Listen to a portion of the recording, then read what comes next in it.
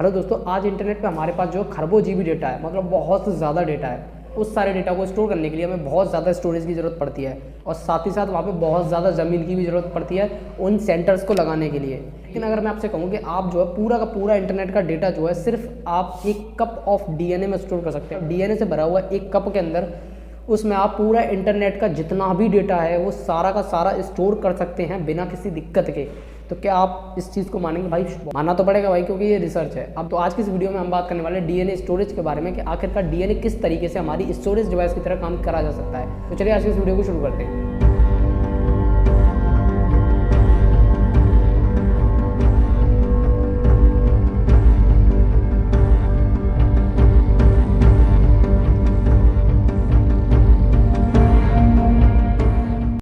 दोस्तों, आज के दिन ना इंटरनेट पे 10 ट्रिलियन जीबी से भी ज़्यादा डिजिटल डेटा है और हर दिन जो है ह्यूमन जो 2.5 मिलियन जीबी जो है डेटा प्रोड्यूस कर रहे हैं, whether it is in the form of text, images, videos, vlogs and many other digital forms.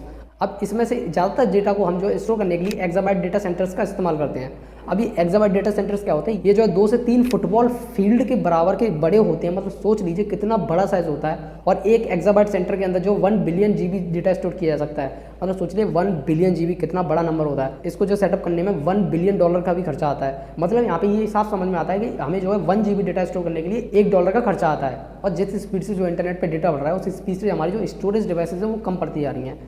इसीलिए साइंटिस्ट को जो एक अल्टरनेटिव तरीका मिला है, जो कि हमारे जो मॉलिक्यूलर डीएनए होता है, हमारा जो सेल्स का जो ह्यूमन पार्ट या फिर जो लिविंग ऑर्गेनिजम्स के अंदर डीएनए होता है उसके अंदर छिपा हुआ है। अब हमारा ये डीएनए जो है सेल की बेसिक यूनिट या फिर बोले तो लाइफ की बेसिक यूनिट होती है। इसकी फॉर्म होती है डीऑक्सोराइबोन्यूक्लिक एसिड और ये जो है बहुत सारे अमीनो एसिड से मिलके बना होता है। अब यहाँ पे जो डीएनए होता है इसका स्ट्रक्चर बहुत ज़्यादा डेंस होता है, मतलब बहुत ज़्यादा डेंस होता है और इसका फंक्शन होता है सेल की रिप्रोडक्शन में हेल्प करना प्लस जेनेटिक इन्फॉर्मेशन को ट्रांसफर करना। तो हमारा ये डीएनए जो होता है ये बहुत ज़्यादा डेंस होता है, जिसकी वजह से बहुत कम स्पेस में जो बहुत ज़्यादा डेटा स्टोर कर सकता है।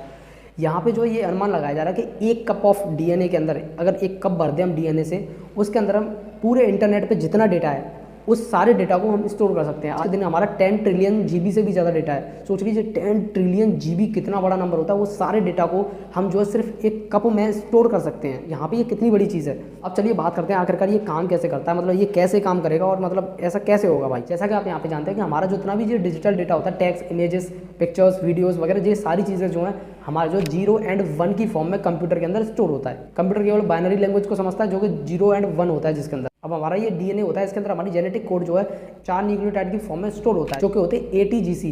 अभी एटीजीसी हमारे जो 4 तरह के अमीनो एसिड्स होते हैं या फिर बोले न्यूक्लियोटाइड्स होते हैं, ये हमारे पूरे डेटा को जेनेटिक कोड्स में डीएनए के अंदर स्टोर करते हैं। यहाँ पे हम क्या कर सकते हैं, अगर हम किसी तरीके से डीएनए के डेटा को जो है इनकोड कर पाएं 0 एंड 1 की फॉर्म में, तो वहाँ पे जो डेटा को स्टोर किया जा सकता है। अब डीएनए जो एटीजीसी के फॉर्म में डेटा स्टोर कर सकता है, तो हम यहाँ पे क्या कर सकते हैं, जैसे मान लीजिए फॉर एग्जाम्पल बोल रहा हूँ, जी एंड सी के अंदर हमने 0 बिट को दे दिया और उसके बाद जो है टी एंड ए के अंदर हमने 1 बिट को दे दिया। अब इस तरीके से हम बाइनरी डेटा को जो है जेनेटिक डेटा के अंदर इनकोड करके वहाँ पे जो स्टोर कर सकते हैं फॉरएवर डेटा को। तो ये इस तरीके से हमारी ये टेक्निक काम करेगी। अब ज़्यादा डेप्थ में नहीं जाएंगे क्योंकि बायोलॉजिकल प्रोसेस हो जाएगा। अब डीएनए के अंदर जो डेटा स्टोर करने के बहुत सारे फायदे हैं। जैसे सबसे बड़ा फायदा यहाँ पे ये बहुत ज़्यादा स्टेबल होता है हमारा डीएनए, तो जिसकी वजह से यहाँ पे डेटा जो है बहुत लंबे टाइम तक हम यहाँ पे स्टोर कर सकते हैं बिना किसी दिक्कत के। अब हमारी नॉर्मली जो हार्ड डिस्क और हमारी एसएसडी होती है वो हमारा डेटा कितनी देर तक स्टोर कर सकते हैं भाई? ज़्यादा से ज़्यादा आप घिस पीट के चलिए 30 साल, 40 साल मैक्सिमम, या 50 साल मान लीजिए। इससे ज़्यादा वो डेटा स्टोर नहीं कर सकते, वो इलेक्ट्रिकल इक्विपमेंट है, ख़राब हो जाएगी भाई। वहीं पे हम अगर बात करें डीएनए के अंदर, तो डीएनए भाई बहुत लंबे पीरियड तक डेटा को स्टोर कर सकता है। मान लीजिए आप करोड़ों सालों तक डेटा स्टोर कर सकता है अगर उसको कोई भी हानि नहीं पहुँचाई गई। साथ ही साथ इसका एक और दूसरा बड़ा एडवांटेज ये है कि यहाँ पे हमें इसे चलाने के लिए ज़्यादा एनर्जी की ज़रूरत नहीं पड़ेगी। तीसरा और इसका सबसे बड़ा एडवांटेज है वो इसकी हाई डेंसिटी।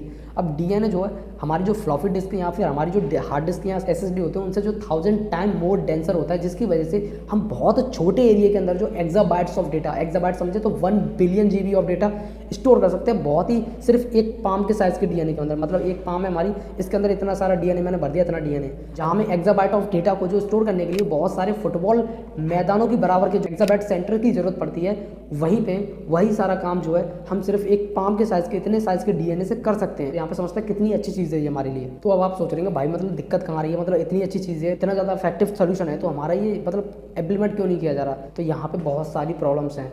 जितने इसके फ़ायदे हैं उतनी ज़्यादा इसकी प्रॉब्लम्स भी आ रही हैं भाई। सबसे बड़ी प्रॉब्लम है इसकी जो मैन्युफैक्चरिंग कॉस्ट।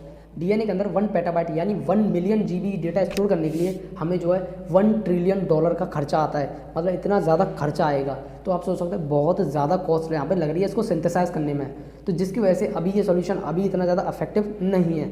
आने वाले टाइम पे शायद इसको सिंथेसाइज करने को कुछ और बेहतर तरीके निकल आए, जिसकी वजह से यहाँ पे कॉस्ट जो लगेगी मैन्युफैक्चरिंग या सिंथेसाइज की जो कॉस्ट है वो बहुत ज़्यादा कट हो जाएगी। लेकिन चलिए मान लीजिए किसी भी तरह से यहाँ पे जो सिंथेसाइज का तरीका वो हमने बहुत ज़्यादा कॉस्ट कटिंग करके किसी भी तरीके से हमने कोई नया मेथड ढूंढ लिया जिसके अंदर हमने पूरे डेटा को जो है स्टोर कर ही दिया।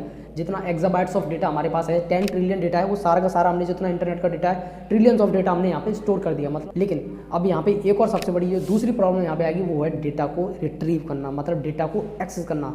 ये इतना ज़्यादा डिफिकल्ट है, आप सोच के देखिए ये कुछ इस तरीके से जैसे अर्थ के पूरी अर्थ है, अर्थ के अंदर से एक सुई को ढूंढने निकालना। अब डीएनए के अंदर आपने 10 ट्रिलियन जीबी से भी ज़्यादा डेटा स्टोर कर लिया, तो वहाँ से अगर मान लीजिए कोई पर्टिकुलर मूवी या पर्टिकुलर इमेज आपको चाहिए तो उसे वहाँ से एक्सेस करना बहुत ज़्यादा डिफिकल्ट है। करंटली हम डीएनए के अंदर से कन्वीनियंटली डेटा रिट्रीव करने के लिए हम पीसीआर मेथड का इस्तेमाल करते हैं। जो यहाँ पे जो पीसीआर है वो हमारा पॉलीमराइज चेन रिएक्शन है। अब इस मेथड के अंदर क्या होता है, हर जो डेटा फाइल है उसका कोई फिक्स्ड पीसीआर वैल्यू दी जाती है। उसी पीसीआर वैल्यू को हम देखें जो वहाँ से डीएनए के अंदर से हम डेटा रिट्रीव कर लेते हैं। तो करंटली ये वाली टेक्नोलॉजी यहाँ पे इस्तेमाल की जा रही है। लेकिन यहाँ पे इसका एक सबसे बड़ा ड्रॉबैक ये है कि क्या होगा अगर मतलब कहीं पे क्रॉस टॉक हो जाए, मतलब मान लीजिए किसी फाइल को फिक्स पीसीआर वैल्यू दी गई है लेकिन अगर मान लीजिए उसकी जगह कोई और वैल्यू उठ के आ गई तो मतलब कितनी बड़ी दिक्कत वहाँ पे हो जाएगी। तो मतलब यहाँ पे सबसे बड़ा खतरा है क्रॉस टॉक का। जब इतना सारा डेटा एक जगह स्टोर होगा तो हो सकता है उसकी जगह कोई दूसरी फाइल उठ के आ जाए। तो ये सबसे बड़ी यहाँ पे प्रॉब्लम अभी आ रही है इस मेथड के अंदर। तो ये मेथड इसलिए इनएफेक्टिव है अभी डेटा रिट्रीव करने के लिए डीएनए के अंदर। लेकिन ऐसा नहीं है, ये समस्या हमेशा फ्यूचर तक रहेगी। आने वाले 10 या 5 साल में हम कुछ ना कुछ ऐसी टेक्नोलॉजी हमारे साथ डेवलप हो जाएगी जिसकी वजह से हम ये काम बड़ी आसानी से कर पाएंगे। ये काम जैसे हमारा हार्ड डिस्क और एसएसडी मैन्युफैक्चर करना होता है, ये काम इस तरह से चुटकियों का होगा हमारे लिए। तो अभी कुछ पता नहीं, जैसे जैसे टेक्नोलॉजी आगे बढ़ेगी एडवांसमेंट होती रहेगी, चीज़ों के ऊपर और ज़्यादा रिसर्च होगी। हम यहाँ पे जो डेटा एक्सेस करने का जो तरीका भी ढूंढ लेंगे, किस तरीके से डेटा निकालना है, उसके बाद इसको सिंथेसाइज करने की कॉस्ट कटिंग भी कर लेंगे, किस तरीके से इसको ईजी मेथड से और बहुत ही इकोनॉमिक तरीके से इसको सिंथेसाइज किया जा सकता है। तो फ्यूचर में ये एक फ्यूचर टेक्नोलॉजी जो आने वाली है 10 से 15 साल बाद, और हम जो बड़ी आसानी से सिर्फ डीएनए के अंदर जो छोटे से छोटे एरिया के अंदर हम पूरा का पूरा डेटा स्टोर कर सकते हैं। मतलब आपने एक बार समझिए, आपने कोई फ़ोन खरीदा, आपको कभी ज़िंदगी में स्टोरेज की कमी नहीं होगी उसके अंदर, क्योंकि उसके अंदर छोटी सी मिलीमीटर्स की चिप होंगी जो कि पेटाबाइट्स ऑफ डेटा स्टोर कर सकते हैं। कितना बड़ा नंबर, कभी स्टोरेज की आपको दिक्कत ही नहीं होगी। और साथ में ये इतना ज़्यादा फास्ट मेथड होगा, पूछो ही मत भाई, बहुत ज़्यादा फास्ट होगा ये मेथड इसमें से एक्सेस करना। दोस्तों, आज की इस वीडियो में मैंने आपको बताया डीएनए स्टोरेज के बारे में। अगर आपको ये वीडियो अच्छा लगा हो तो इस वीडियो को प्लीज़ लाइक करके शेयर कर देना, और साथ ही साथ अगर आप इस चैनल पर नए हैं, पहली बार आप इस शकल को देख रहे हैं, तो प्लीज़ चैनल को सब्सक्राइब कर लेना। प्लस साथ ही साथ कमेंट बॉक्स में बताना आपको किस टॉपिक पे वीडियो चाहिए, हम पूरी कोशिश करेंगे उस टॉपिक पे वीडियो बनाने के लिए। तो मिलते हैं किसी और नए टॉपिक में, किसी और नई वीडियो के साथ में। तब तक के लिए जय हिंद, जय भारत। समय कटैया चलता है, दिन ढलता है, रात आती है।